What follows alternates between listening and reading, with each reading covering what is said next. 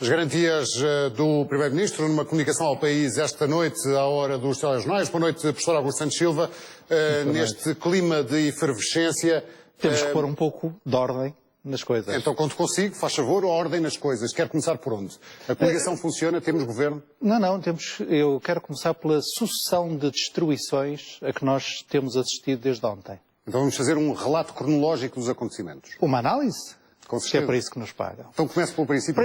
Primeiro ato da tragédia, Vítor Gaspar destrói o governo. Vítor Gaspar demite-se com uma carta que torna imediatamente pública, coisa que eu nunca tinha visto antes, e nessa carta Vítor Gaspar explica que o governo não funciona, porque lhe falta coesão e sobretudo lhe falta liderança, e que a política que o governo estava a seguir sob responsabilidade dele, Vítor Gaspar, era uma política errada. Porque ele diz: o que me tramou foi a queda da procura interna e a queda das receitas fiscais. E isso fez-me falhar todos os compromissos em matéria de déficit e de dívida. Portanto, primeiro ato, Gaspar sai destruindo o governo. Destrói o Primeiro-Ministro, falta de liderança, destrói o governo, falta de coesão e destrói a política. Porque esta política, Vítor Gaspar no fim diz, estava errada e produziu resultados errados. Segundo ato, Passos Coelho destrói a oportunidade que a demissão de Vítor Gaspar lhe poderia dar. Porque, para o lugar de Vítor Gaspar, vai escolher uma secretária de Estado, Vítor Gaspar, portanto, corresponsável pela política que Vítor Gaspar tinha acabado de destruir, uma secretária de Estado contaminada com o caso Swaps, portanto, uma futura ministra que começa numa posição muito frágil e, sobretudo, suspeita de ter mentido ao Parlamento. Suspeita confirmada por declarações de Teixeira dos Santos e do próprio Vítor Gaspar. Segundo ato. Terceiro ato, Paulo Portas hoje destrói a remodelação. Porque Paulo Portas espera que a remodelação seja apresentada ao Presidente da República, que a posse seja marcada, que a equipa da nova ministra seja constituída, incluindo um secretário de Estado do CDS, portanto, indicado por Portas. Para hoje, as versões variam entre o fim da manhã, o almoço ou o princípio da tarde, apresentar a sua demissão de Ministro dos Estrangeiros, uma demissão que ele próprio considera irrevogável, destruindo assim a coligação. Quarto ato, ambos, Passos Coelho e Paulo Portas, com aliás a cumplicidade da vítima, destroem Cavaco Silva, destroem o Presidente da República. Eu não sei se todos repararam o enxovalho que sofreu hoje o Presidente da República. O Dr. Paulo Portas ter-se-á demitido de manhã, mas o Presidente da República não foi avisado. O Presidente da República produziu ao princípio da tarde um discurso que, visto agora, só pode ser classificado como patético. Um discurso no qual o Presidente da República assegurava que não havia crise política nenhuma, que os partidos que quisessem deitar abaixo ao governo não contassem com ele, que apresentassem moção de censura no Parlamento e que tentassem contar o número de votos suficiente. E depois o Presidente da República vê-se confrontado a meia hora ou 20 minutos, as versões variam, do início da tomada de posse da nova Ministra das Finanças, com a divulgação pública da carta de demissão de Paulo Portas.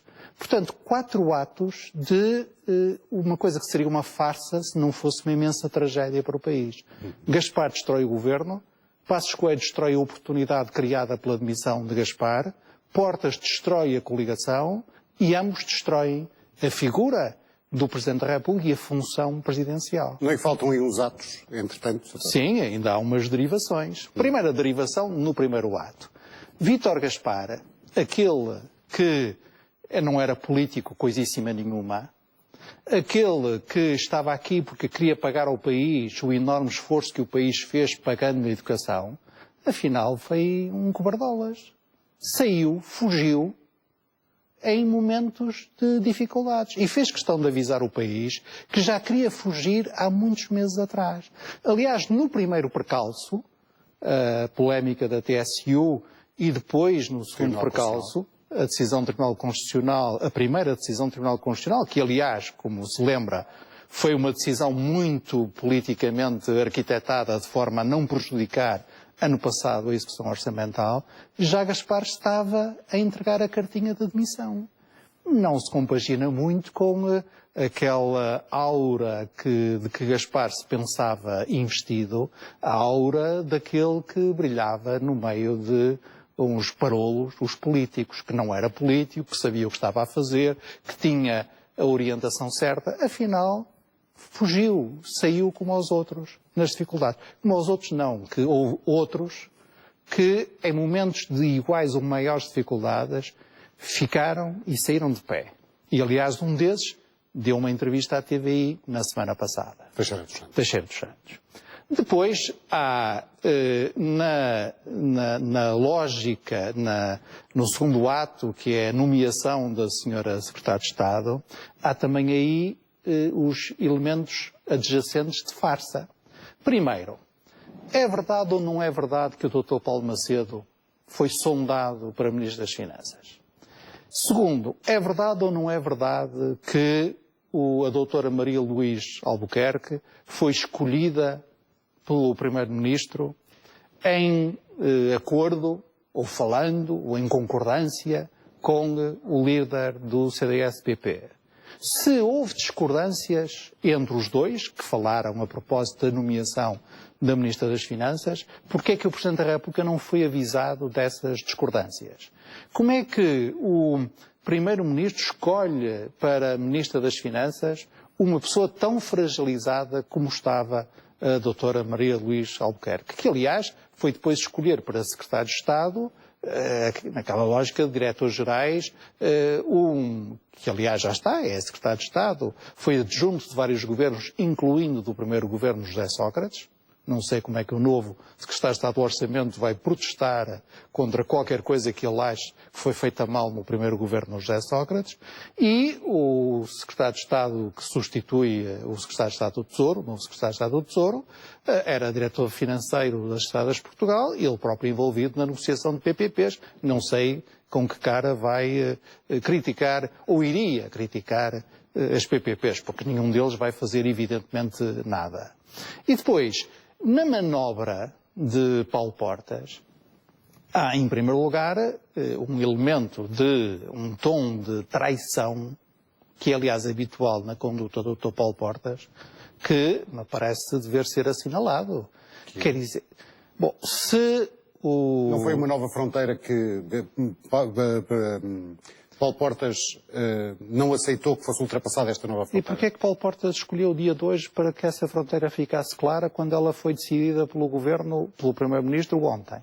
Quando houve ontem um Conselho Nacional do CDS-PP em que Paulo Portas não deu nenhum sinal de qualquer incómodo. Quando ele próprio colaborou, como eu disse, na constituição da nova equipa da Ministra das Finanças, visto que designou o seu Secretário de Estado, o Secretário de Estado que na cota lhe compete.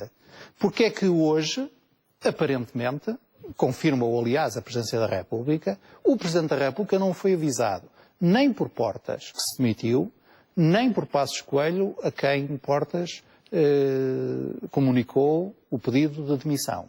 E porquê é que o Presidente da República se deixa envolver nesta cena absolutamente patética? Eu não consigo encontrar outra palavra do dicionário, digamos, de palavras que se pode dizer antes das 10h30 numa televisão, que não a palavra enxovalho. O Presidente da República fez um discurso às 3h30 da tarde que é completamente patético, dados os acontecimentos que já tinham ocorrido antes e que ele não conhecia. E depois, do ponto de vista do funcionamento das instituições, das lealdades entre pessoas, das solidariedades governamentais, do mínimo sentido de responsabilidade política, já para não falar de sentido de Estado, como é que nós podemos caracterizar tudo isto senão uma imensa garotada? Só que são garotos que brincam em cima de problemas financeiros gravíssimos para Portugal. Que eles, aliás, esses garotos que brincam, contribuíram para agravar. O professor Vítor Gaspar, se nós considerarmos a execução orçamental por trimestres, entrou com um déficit de 5,8%, era o déficit do segundo trimestre de 2011, e sai com um déficit de 10,6%, que é o déficit do primeiro trimestre de 2013. Ficamos a saber que o Primeiro-Ministro não aceita a demissão do... Sequestrou. Nós estamos hoje, quer dizer, eu espero que nos avisem de acontecimentos que, entretanto, vão ocorrendo, porque está sempre a ocorrer coisas. E, portanto, tudo o que a gente possa dizer corre o risco de se tornar desatualizado no segundo seguinte, mas estou certo que nos avisarão. Agora, neste momento, nós vivemos em Portugal uma situação de sequestro. O Dr. Paulo Portas está sequestrado na posição de Ministro dos Estrangeiros. Porque ele apresentou a demissão, comunicou aos portugueses e aos mercados, aliás, que reagiram logo em queda fortíssima, como se sabe, que se demitia e essa demissão era irrevogável, não tinha nada de pessoal, era uma divergência política. Aliás, acusando o Primeiro-Ministro, está lá escrito na carta, que não o ouvia na tomada de decisões importantes no governo, isto é, que a coligação não funcionava como tal. E o Dr. Passos Coelho, às 8 da noite, diz que não aceita a demissão de Paulo Portas, que não pediu a exoneração de Paulo Portas ao Presidente da República, portanto, sequestrou o seu Ministro dos Estrangeiros. E, de facto, como uma pessoa só deixa de ser Ministro quando toma posse o sucedâneo, o substituto, Paulo Portas é o Ministro dos Negócios Estrangeiros de Portugal, malgré lui, à contre-cœur. E ele não queria, mas está sequestrado nessa posição. E isto vai dar no quê? Sabendo nós, como dissemos a abrir esta política, mesmo que os ministros do CDS se preparam para entregar as cartas de demissão amanhã? O governo acabou. Não há, aliás, a partir das 6 da tarde, o que se tem jogado hoje em Portugal é um jogo político muito rasteiro para saber quantas granadas se mete no campo do adversário e quantas granadas se consegue desarmadilhar no nosso campo, tendo em conta as próximas eleições antecipadas legislativas.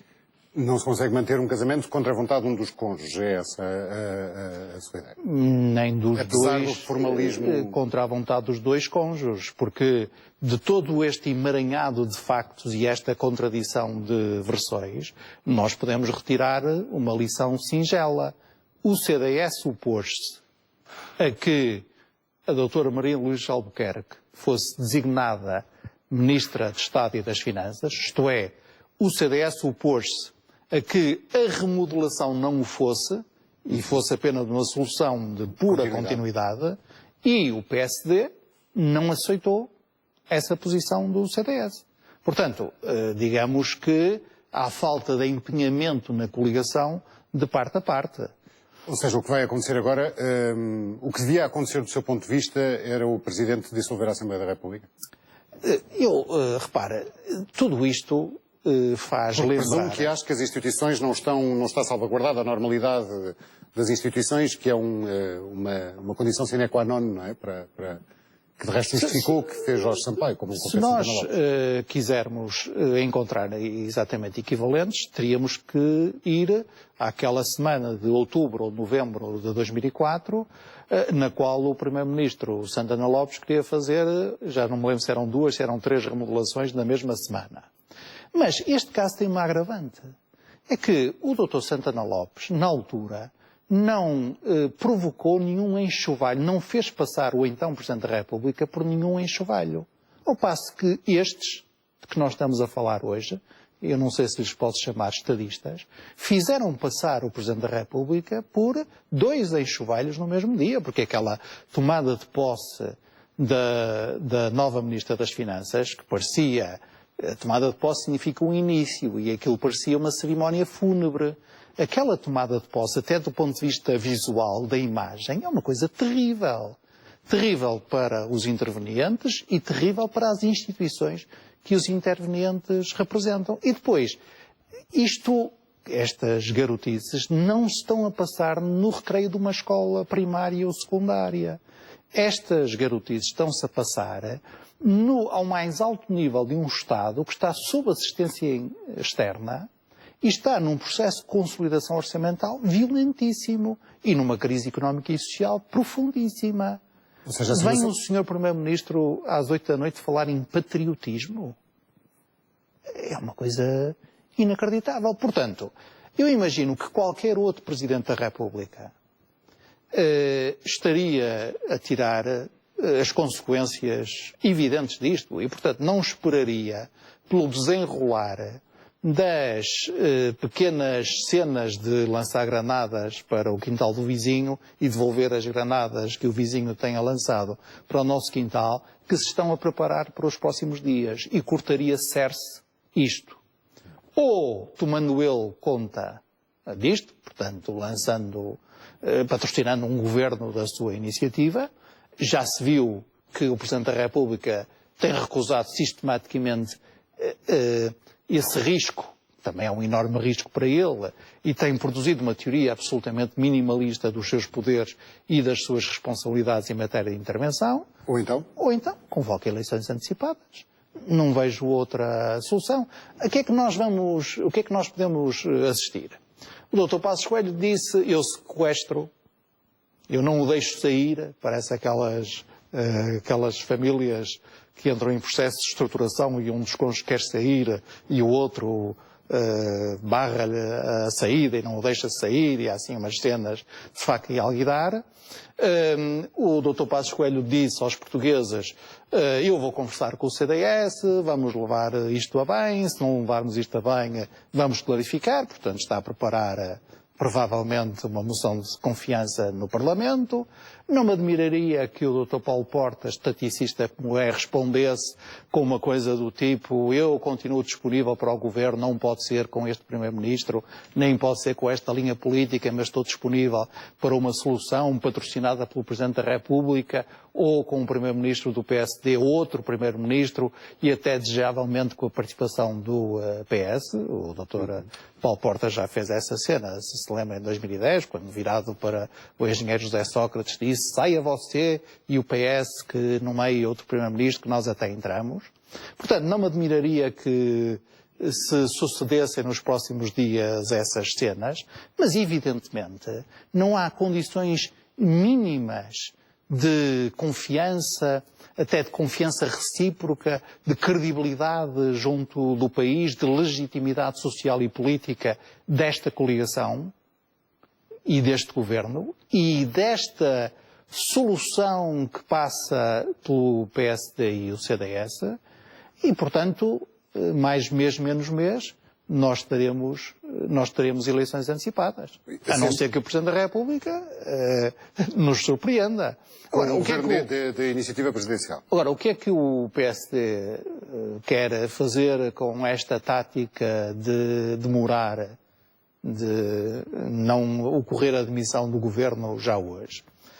Quer, para além de se pôr no papel de vítima e acentuar as responsabilidades do CDS, eu acho que há ali também um cálculo eleitoral.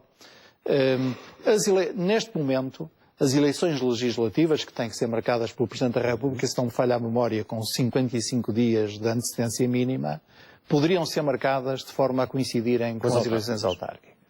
Eu acho que há muita gente do PSD que está a tentar ver se empurra as eleições legislativas para depois das autárquicas, para não sofrer duas derrocadas no mesmo dia. Mas, portanto, já estamos... Está tudo cada vez mais... Há 5 minutos que estamos a falar de cálculo politiqueiro puro. Está tudo nas mãos do Presidente da República, neste momento. Está tudo nas mãos do Presidente da República, sim, sendo que essas mãos estão cada vez mais frágeis. Cada vez mais frágeis. E eu, certamente, que haverá na Casa Civil de Belém pessoas que veem e revêem as peças de televisão.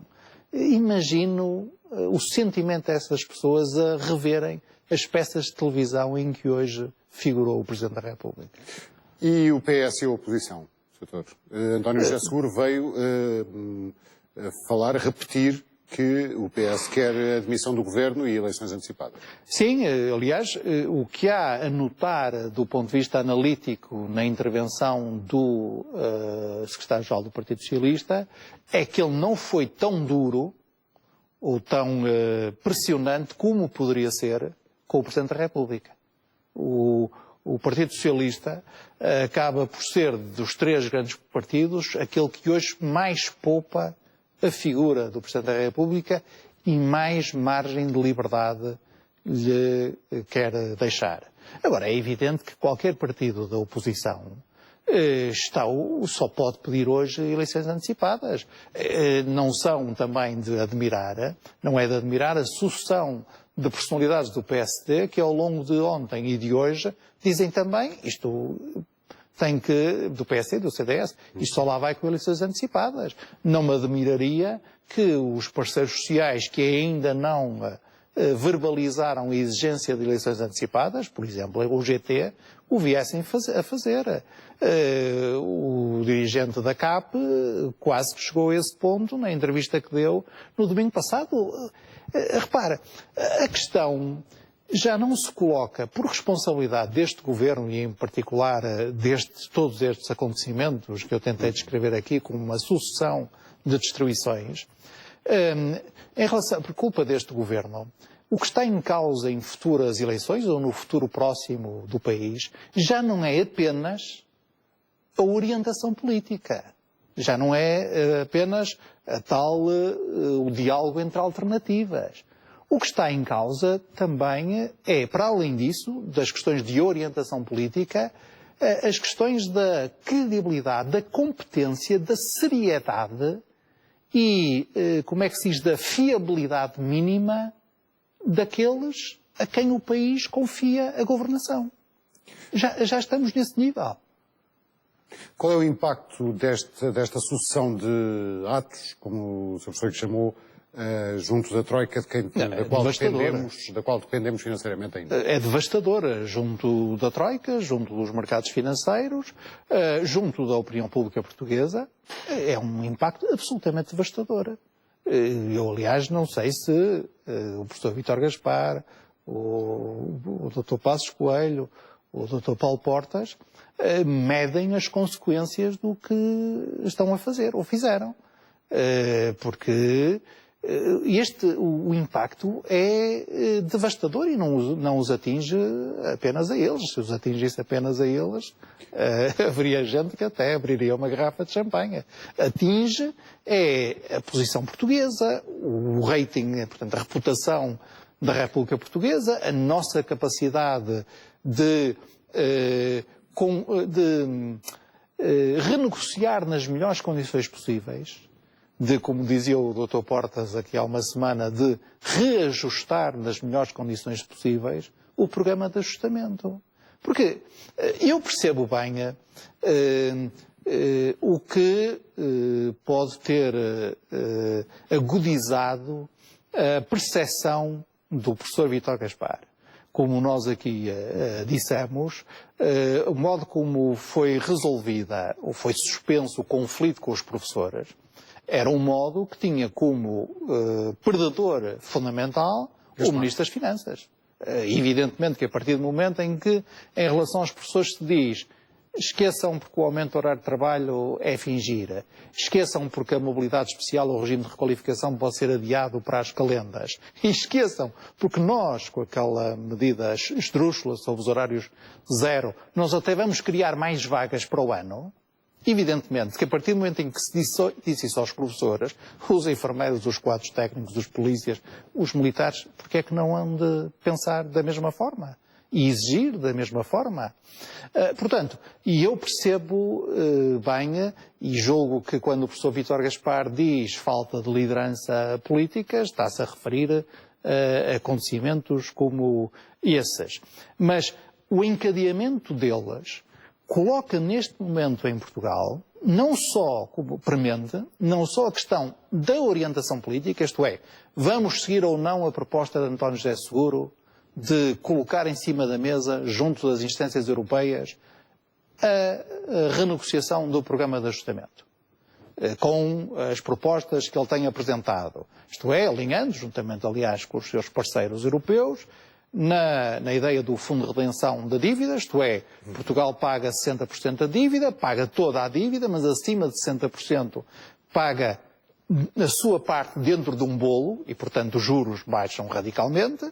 Precisamos de um fundo de coesão próprio da zona euro e precisamos que o Banco Central Europeu assuma as funções de credor de último recurso e se avance para a União Bancária. estas 4 medidas, que o PS bem pode apresentar do ponto de vista eleitoral como a sua proposta de reajustamento do programa financeiro português e a sua proposta para o pós-Troika, estas medidas são execuíveis e definem uma outra orientação política. Uma orientação política da qual, como nós temos visto aqui, não estão muito longe o Presidente da República quando fala fora de portas quer dizer fora do país, o próprio Dr. Portas quando fala dentro de portas quer dizer dentro do país, a generalidade dos parceiros sociais e personalidades bastante importantes do PSD. E parte do Bloco de Esquerda também.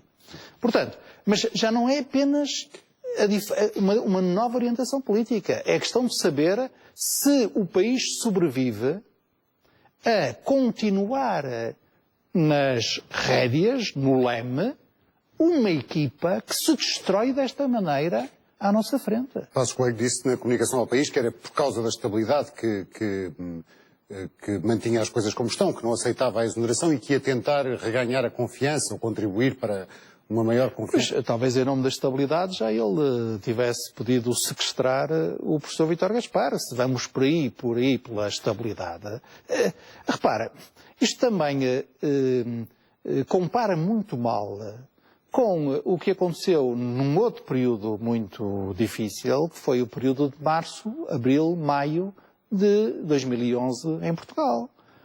Primeiro, quando a Assembleia chumbou o PEC 4, o Primeiro-Ministro não veio fazer de conta que nada se tinha passado. Foi ao Presidente da República, tirou a consequência política imediata e óbvia disso. Entregou o seu pedido de demissão. Depois, como o Presidente da República disse, já então, que não era ele que podia conduzir a negociação com a Troika, e como os partidos políticos que tinham destruído o PEC disseram, não, isso é com o governo minoritário do Partido Socialista negociou com a Troika e vinculou o Partido Socialista a esse memorando. Um governo minoritário que estava à espera, que já estava demissionário, que estava em gestão corrente. E, do meu conhecimento, toda a gente ficou de pé e caiu de pé. E esta sucessão de... Não é tragicomédia porque isto é uma farsa do ponto de vista dos intervenientes, mas é uma tragédia do ponto de vista do país. Mas esta sucessão de comportamentos, julgo eu, que fará muita gente pensar que com orientação política A, orientação política B, orientação política C, o que é preciso é tirar estes de lá, porque o Palácio de São Bento e a Assembleia da República e os diferentes ministérios não são recreios. O senhor acha rapidamente que não é viável o cenário de um governo minoritário com apoio parlamentar, dos mesmos partidos que fazem a coligação? Depois disto, qual é o sentido? É só perpetuar um extrator por razões que são meramente eleitoralistas. Aliás, e eu não sei se o Dr. Passos Coelho... Não é pior irmos para eleições agora? Ou daqui a 55 dias? Mas, repara, neste momento, a nossa credibilidade do nosso governo está a zero. A zero não, está em negativos. Não é possível imaginar um qualquer rearranjo da coligação. É impossível haver no Parlamento a constituição de maiorias do tipo PSD-PS, que era a única maioria alternativa, a maioria PSD-CDS. E até do ponto de vista numérico é impossível coligações PS-CDS neste governo. O PS já disse que só regressa ao governo com eleições. Evidentemente o que Passos Coelho e Paulo Portas fizeram ontem e hoje foi aumentar as probabilidades do Partido Socialista ganhar próximas eleições e até dar alguma credibilidade à hipótese dessa vitória ser por maioria absoluta. Portanto, tudo o que seja prolongar isto é prolongar um extrator. A não ser que nós ainda venhamos a assistir a outros golpes de teatro, o Dr. Portas demitir-se amanhã de presidente do CDS para que o CDS possa regressar a um entendimento e ele possa ser libertado do seu sequestro, o PSD ter um qualquer golpe palaciano, despachar o Dr. Passos Coelho e propor outro Primeiro-Ministro ao Presidente da República, ou o Presidente da República continuar a deixar-se enxovalhar como se deixou enxovalhar hoje. Vamos ficar à espera desses novos atos ou das respostas a essas questões que aqui deixa, Sr. Professor. Encontramos-nos de hoje 8 dias. Boa noite, boa semana.